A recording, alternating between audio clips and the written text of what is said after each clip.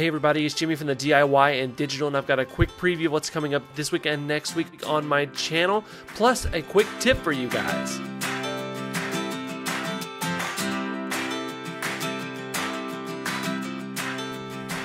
So this week we have an operations video on my layout where I go through an entire process of a local running through my layout. You'll see switching in the town of Gastonia as well as in the town of Kings Mountain.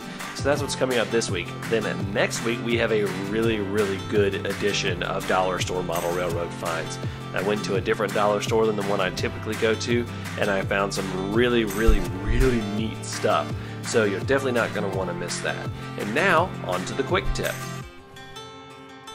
My quick tip this week is actually a way to get started doing some basic model railroad operations. This is for people who have grown tired of simply running their layout around in a circle and want to get into some operations. When I first started operations, I came up with something that I called the train game, and it was really more of a brain teaser.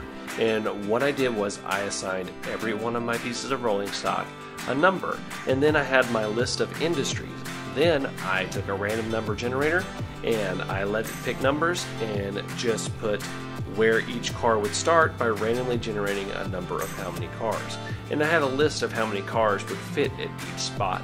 And I had where it would start, then I would go through and do where it would end.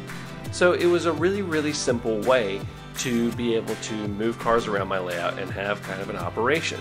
And that's the train game, and that's my quick tip. If you haven't already, go ahead and hit that subscribe button, hit that like button, and hit that bell icon so that you don't miss any updates and quick tips like this video. Until next time, I'm Jimmy from the DIY and Digital. Happy railroading.